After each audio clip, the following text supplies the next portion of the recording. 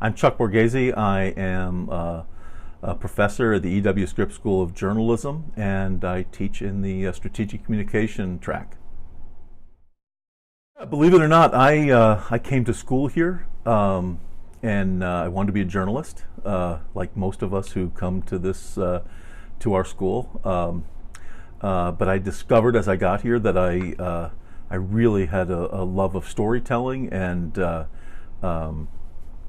we figured out as through my first year here that there was this other world of advertising. Back then there was an advertising track and a public relations track.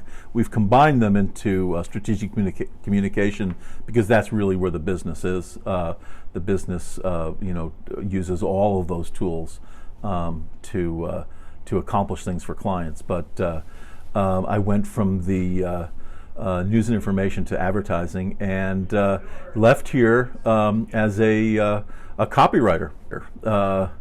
It was while I was here, I did everything I could to work in ideas. I was in the advertising club. I ended up being the creative director of that. I worked in the concert committees where I did all the promotional work for them, and just did as much of that kind of work as I possibly could, and lucked out and got a really good, cool job in New York at an agency called Lowe & Partners, where I became a writer. And that was 34 years ago, and I spent my entire career in creativity at advertising agencies. Yeah, I mean, I worked at some really great agencies. As I said, I started out at Lowe & Partners, which was a London-based agency with a really good office in New York. There I worked on brands like Sprite and Coors Beer, Citibank, and learned a lot. I mean, I learned that this is just the most fun you could have in a career. I really, coming in every day and wondering what idea am I going to have today was just for me was a great way to spend my day and my career and my life. It was wonderful. From there, I went to an agency in Detroit, of all places. Detroit turned out to be such a great place to live and work. It's such an interesting city. I went to an agency called WB Donor. And WB Donor was this really large, privately held agency that was known for doing really great work on a tight budget for retailers. And so in retail advertising, sometimes we would be doing these sales, these limited time sales, and the budget around them would be a decent amount of money, but not a ton. So for production, we would only have a certain amount of money. And what I learned there is simplicity and humor, and how that sort of work really breaking through with a funny thought that made a ton of sense, that was on strategy, could really sell. And so humor became really an important part of my life. Also, the retail aspect of that meant we were doing work over and over. I would be shooting upwards of 50 commercials a year, tons of radio, and it really I became a writer there. I mean, I certainly wrote a lot at Lowe & Partners, but it was on accounts like Sprite that did maybe 5 or 6 commercials a year. This was an entirely different thing. Every day I was producing work and we were shooting work, and I learned that I learned about selling. I learned about actually making people come into a store and make a purchase. That was vitally important. From there, I became a creative director. I was an associate creative director at Donor. I became a creative director at Ogilvy and Mather in Atlanta. That's a big multinational agency. There, I worked on my primary account was Centers for Disease Control. We did the America Response to AIDS campaign. I also ran the Shoney's restaurants business, among many other accounts. But what I learned at Ogilvy is clients, while they know a lot and they know a ton about their brand, and nobody knows more, they would imagine, I learned that clients really want to be led, and they want an agency to be those new eyes that come in and see things differently from them. From there, I went back to New York to an agency called Merkley and Partners, and actually at the time when I got there, it was called Merkley Newman Hardy, it's been an education every stop. Merkley Newman Hardy, the Newman in that name is Jane Newman, and Jane Newman brought modern planning, strategic planning, to the strategic communication business in the United States. So what does that mean? That meant all of our work was steeped in really interesting, thoughtful, strategic. It all had strategic underpinning. And I always say, from that point on, everything I did that I liked was kind of handed to me by our strategists. So I learned the importance of really knowing what makes not only a client or an advertiser tick, but also where do what they do best intersect with what a consumer needs most. And I learned that there. From there, I went to the last big job I had before I came back to my alma mater to teach. I was the global group creative director at DDB, or what used to be called Doyle Dane Bernbach. Doyle Dane Bernbach DDB plays a huge role in our business. They are the Bernbach of that Bill Bernbach.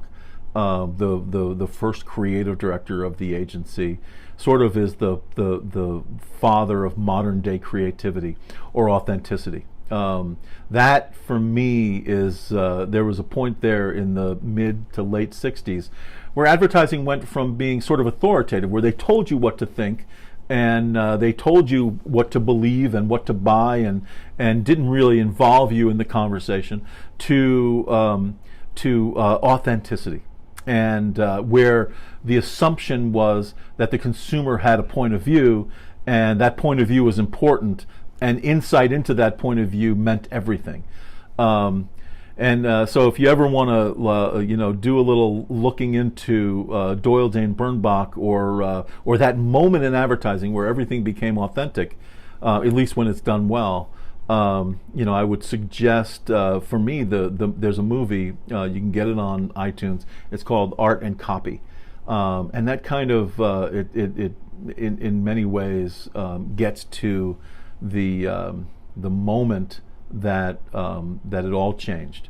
Now, that's not to say that it's all done as well as Ogilvy and as well as DDB would have suggested, but it's not. But when it's done right and it's done with authenticity, the business that we're all in can play an amazing role for a client, and there can be learning. So that's kind of been my career. I started out as a copywriter, straight out of here, lucked into a job. Pretty much got my job. I wrote an article for the Athens News. About the lumberjack competition out at Hocking College, and it was funny, I guess, and got a job, and after that, spent my whole 34 years doing that work. Well, I've had some really interesting good luck working on projects. I have to say, I did when I was at Merkley and Partners. We were presented with an opportunity to pitch the Arby's restaurants account, and Arby's at the time was failing, and I having lived in Detroit and Atlanta, I knew a little bit about Arby's, and I loved the brand, I loved the food, but it was failing. Here's the issue. Arby's was kind of a commodity seller. They didn't really have an idea. They didn't have a point of view. There was nothing authentic about them, and they also struggled with the fact that they were more expensive. than any of their competitors, certainly than Subway's or McDonald's or Burger King. Remember, McDonald's and Burger King had those dollar menus, and it was difficult, and they were more remote. There were, I think there were at the time there was 5,500 stores. Sounds like a lot, but it's not. You had to get to an Arby's, you'd have to drive by 2 or 3 Subways, a couple of McDonald's, a Burger King, and all those places were less expensive. To actually go to Arby's was a job, and since they weren't connecting with people on any sort of level emotionally or in any sort of authentic way, and they were more expensive and they were more remote, people weren't going. But we discovered that for the people who really love Arby's, there was a real crave for for their food, and we went into them with that notion, and we also said, look, you have an issue. The people who love you, but there's not enough of them, and they're looking for something a little new and fresh. So we showed them this campaign, and it was a really interesting, funny campaign. I loved doing it. It was, for me, creatively one of the highlights of my career. But it wouldn't have worked if Arby's didn't agree that they needed to make their food a little more interesting, a little better. The campaign theme line was, I'm thinking Arby's. And if you ever saw one of those spots, it's when somebody was thinking Arby's, the hat appeared over their head. There was some sort of mayhem where they were thinking about Arby's and weren't thinking about the thing they were supposed to be doing, like driving a car or anything, and crazy things happen.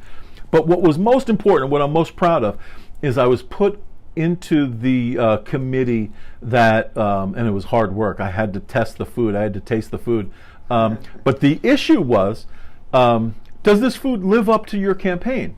Does it live up to I'm thinking Arby's? Is it the kind of food that would cause you to sort of lose track of where you were and what you were doing? And that was a big deal.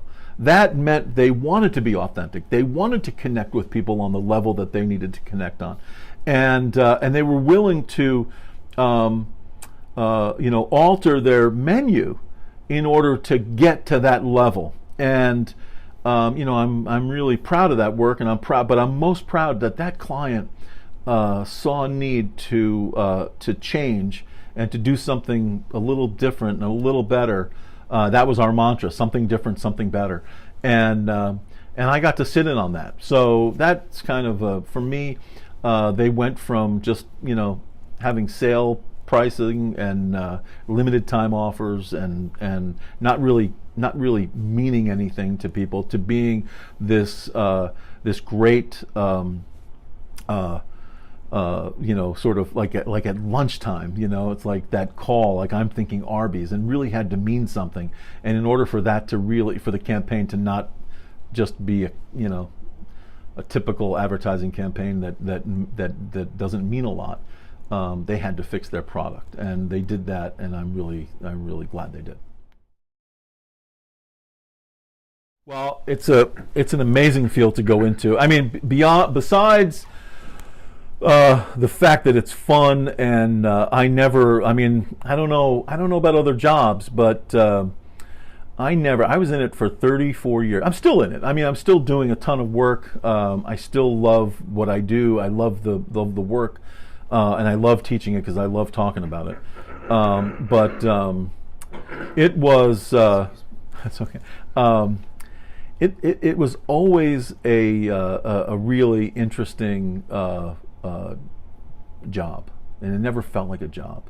I guess I'm fortunate that in 34 years it never felt like work to me. And if you could find something like that, that's everything. Of course, the business changed. We went from doing primarily television and print ads and radio commercials to and then as more media became available to us, and people were leaving television and moving into all their other devices. We had to figure out how to get our message in front of them. So so the media landscape changed. The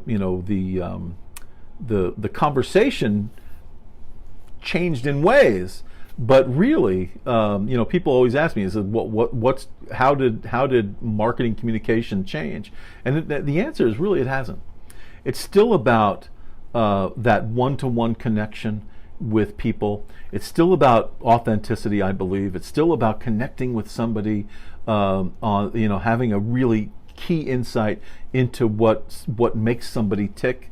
All those things are never going to change. It's always going to be about storytelling. It's always going to be about connecting with people. Our tools change. So people sometimes ask, like, well, what's it going to be in 10 years? It's going to be that. It's going to be the same thing. It may not be, on our smartphone, or it may not be on I don't know where it's going to be, but I know that the principles of it, connecting with people on a one-on-one basis, knowing where they stand strategically, being authentic, and respecting the consumer. I know all those principles are never going to change. But how to find these people? I mean, that's changed. There was a position at DDB. It was a cool position. It was called being a channel planner, and a channel planner, it was their job to, based on whatever client we were working on, to know where those people were, what kind of media are they consuming, and that for me was vital, because they would say, look, this is, our consumer, let's say, they're only ever going to see us on, let's say, Instagram. So all of a sudden, the creativity has to fit that, strategically, creatively, and it's a vital position for the creative person, because we wouldn't really know what medium to work in without them, and without the planners, we wouldn't really know message. So it was always kind of handed to me. There have been some campaigns that I kind of like, and I think I've gotten credit for doing, but really at the end of the day, it's been a really smart, strategic planner, and I sort of look at them as journalists. They're the journalists among us. They're the ones that dig a little deeper, that find the story, that find that trigger that's going to make the consumer take notice, and so I applaud them. Well, it took, yeah, for sure. We were pitching also. This is another pitch. We were pitching a gigantic financial institution called AXA Equitable. They were the third largest financial institution in the world, but they were unknown in the United States. And so this was a pitch. And of course, they wanted awareness. You always have to know, what's the goal. Is the goal more market awareness? Is the goal more sales? Is it to shift a position from going in one direction to going in a different direction? You got to know the goal. So obviously, this was a company that was gigantic worldwide, except in the United States, they were sort of unknown. So. Obviously we had to work on awareness for them, but they also wanted to sell things. They wanted to sell these annuities, which at the agency we didn't really know what that was, but we educated ourselves, and we ended up knowing what an annuity was. So we asked that question that every agency asks the client. When you're in a new business pitch, it says, well, why? What's the point? Why would somebody want this? And they were confident. They said, well, it's because we're the third largest financial institution in the world. And the agency, we all kind of looked at each other, and it's like, well, that doesn't sound like a why. At DDB, we had this mantra: what's the why? What is easy? Telling somebody what you do, what the product is. It's like that's the simplest thing.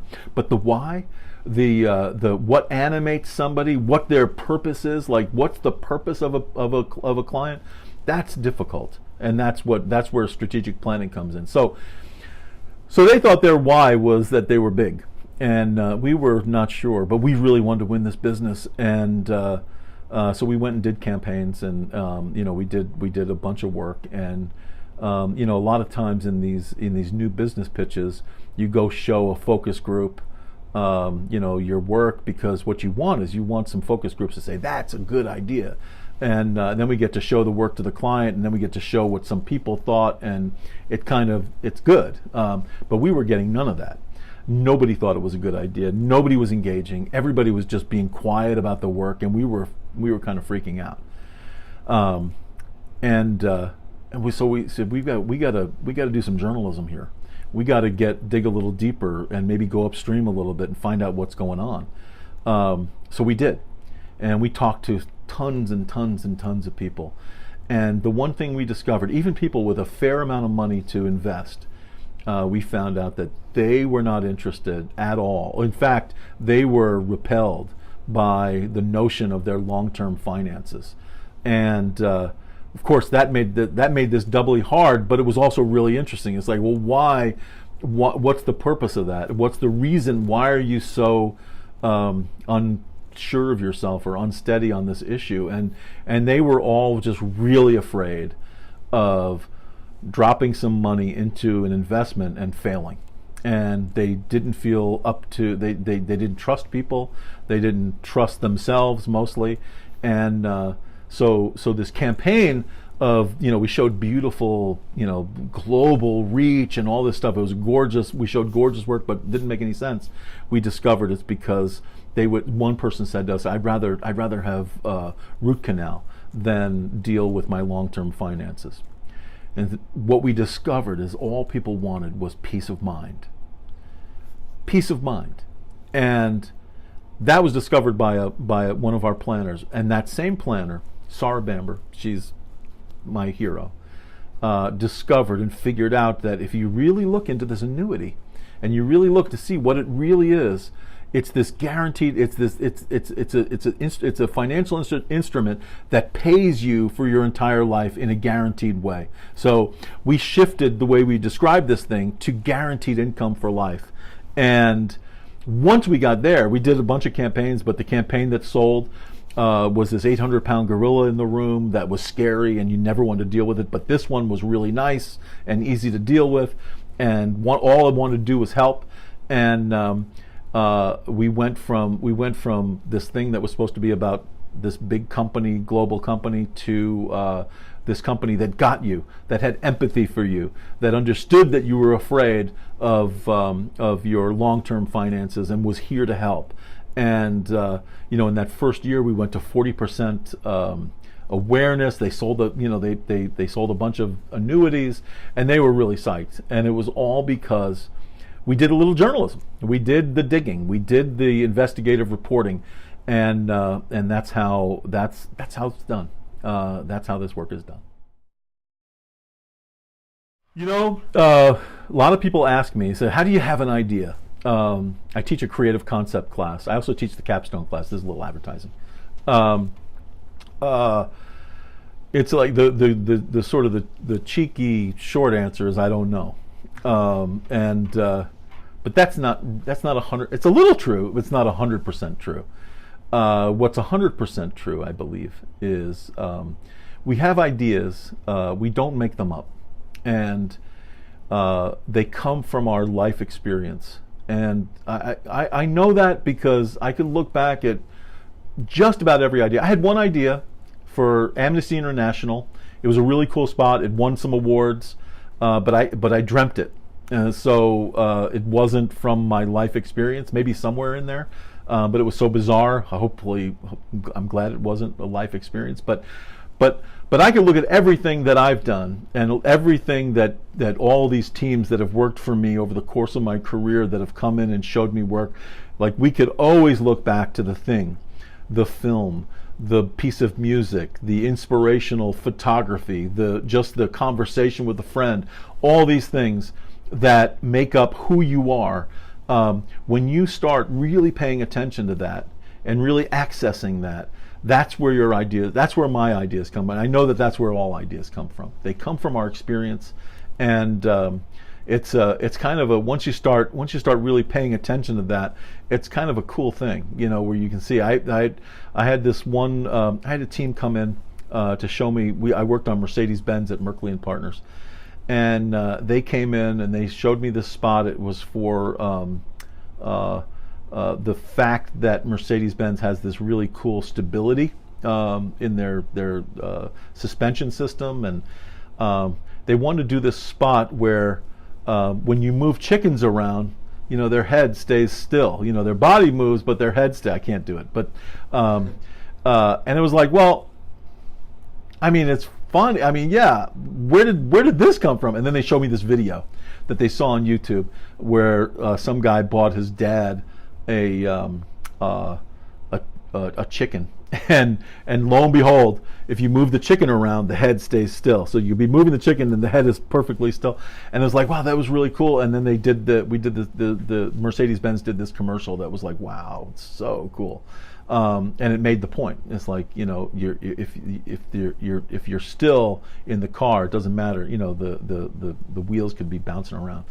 And that comes straight out of a thought, straight out of their lives. The Arby's campaign, I'm thinking Arby's, came straight out of an experience. I mean, it was just there's no question. We were lost. We couldn't find. There was only one Arby's in New York City. We couldn't find it. It was in Queens somewhere. And I remembered. I just the search for this thing reminded me of when I was in Detroit and we wanted Arby's. We would do whatever we had to do to get. I mean, it just felt so natural. And so that for me is where ideas come from. And if you think, and just it's like every once in a while, spend a moment contemplating all those ideas that are rushing by you all day.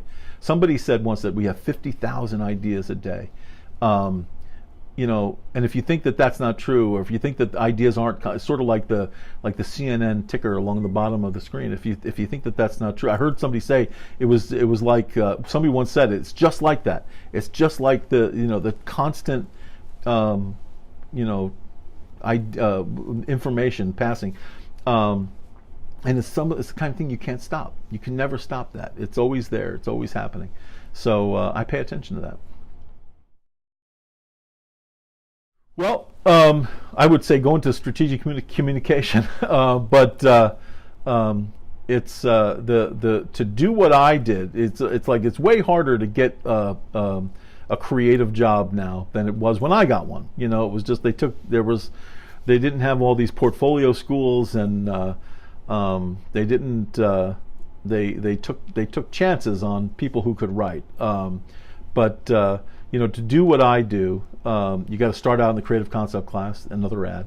But you got to do this work, and you got to have a great portfolio. I would see, we would have a job open for a young person at DDB, and and the agency would get like a ton of portfolios, a ton of links to websites, and to get to the final draw where I would look at like 5 or 6 people. It was like there's a lot of eliminating. So it's hard.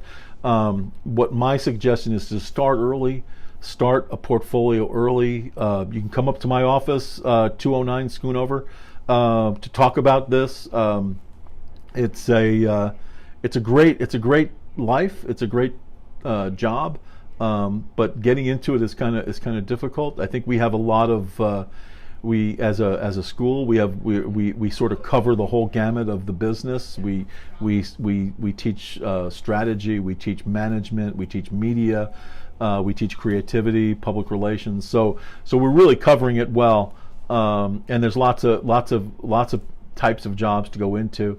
And I guess one thing that I always say, and this is I think 100% true, is no matter what you do in this business, no matter what your angle is into it, whether it's strategy or management or product management, anything, your creativity, having ideas, it doesn't necessarily have to be the commercial or the website, but being creative, solving real problems for real clients that have an impact on their business is the way to have a great career. So I look at creativity as our capital in this business, and that's how I've always approached it, and it's always been a really great way to spend my day.